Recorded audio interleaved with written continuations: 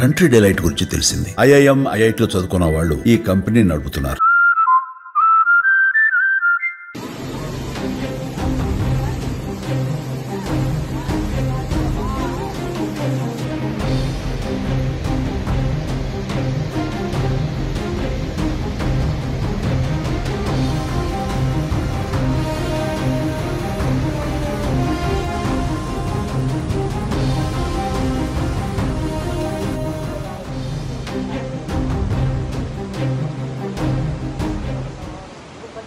ఉత్తరాఖండ్ లో వరదలు విధ్వంసం సృష్టిస్తున్నాయి. శనివారం బార్కోట్ యమునోత్రి రహదారిలోని సిలై బ్యాండ్ లో క్లౌడ్ బర్స్ట్ అయింది. మేఘాలకు చిల్లులు పడ్డాయా అనేంతలా బార్కోట్ యమునోత్రి మార్గంలోని సిలాయ్ బంద్ లో వర్షం దంచి కొట్టింది. దీనితో నిర్మాణంలో ఉన్న హోటల్ స్థలం దెబ్బతింది. అక్కడే ఉన్న దాదాపు 9 మంది కార్మికులు కనిపించకుండా పోయారు.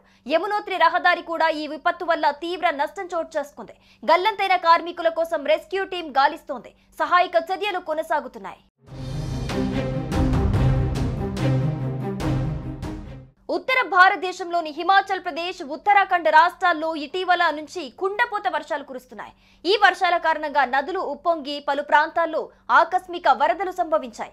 ముఖ్యంగా పర్వత ప్రాంతాల్లో భూకంపాలు, నేల కొరుకుడు సంఘటనలు కూడా నమోదవుతున్నాయి. ప్రజల ప్రాణాలకు ముప్పు ఏర్పడింది. రహదారులు, వంతెనలు ధ్వంసమయ్యాయి. పరిస్థితి మరింత దిగజారే అవకాశం ఉండటంతో అధికారులు అప్రమత్తమయ్యారు. సోమవారం కూడా భారీ వర్షాలు కురిసే అవకాశం ఉందని భారత వాతావరణ శాఖ హెచ్చరించింది. ఉరుములు, మెరుపులతో కూడిన వానలు పడతాయని ప్రజలు జాగ్రత్తగా ఉండాలని సూచించింది. అయితే ఉత్తరాఖండ్ లో గత కొన్ని రోజులుగా భారీ వర్షాలు కురుస్తున్నాయి. దీంతో నందప్రయాగ, బనేరోపాని వద్ద జాతీయ రహదారి ధ్వంసమవటంతో భారీగా వాహనాలు నిలిచిపోయాయి. హిమాచల్ ప్రదేశ్ లో వరదల ధాటికి ఇప్పటికే 17 మంది మరణించినట్టు రాష్ట్ర మంత్రి జగత్ సింగ్ వెల్లడించారు. ఆకస్మిక వరదలు, నేల కూలిన ప్రమాదంలో ప్రజలు ప్రాణాలు కోల్పోయారని తెలిపారు. ఇళ్లకు, రహదారులకు, వ్యవసాయ భూములకు భారీ నష్టం వాటిల్లిందని, ఈ నష్టం వందల కోట్ల మేర ఉంటుందని మంత్రి పేర్కొన్నారు. అధికారులు సహాయక చర్యలు ప్రారంభించినప్పటికీ వర్షపాతం ఎక్కువగా ఉండటంతో రక్షణ చర్యలకు ఆటంకాలు ఎదురవుతున్నాయని వెల్లడించారు. ఈ పరిణామాల నేపథ్యంలో ఉత్తరాఖండ్ ప్రభుత్వం అప్రమత్తమై చార్ధామ్ యాత్రను 24 గంటల పాటు నిలిపేసింది. యాత్రికుల ప్రాణ భద్రత దృష్టిలో ఉంచుకొని ఈ నిర్ణయం తీసుకున్నట్టు ప్రభుత్వం తెలిపింది. అటు హిమాచల్ ప్రదేశ్, ఉత్తరాఖండ్ రాష్ట్రాల్లో రెడ్, ఆరెంజ్ అలర్ట్లు జారీ చేశారు.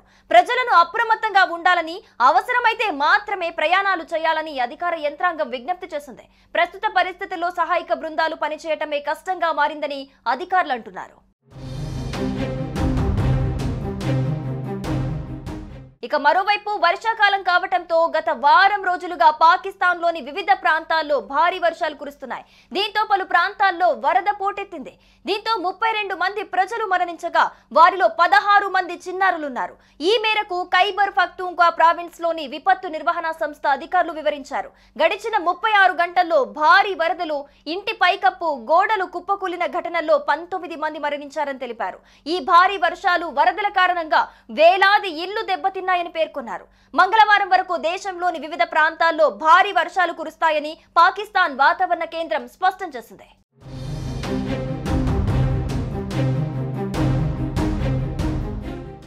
సుమన్ టీవీలో మీ పర్సనల్ అండ్ బిజినెస్ ప్రమోషన్స్ కోసం కింది నెంబర్కి కాంటాక్ట్ చేయండి.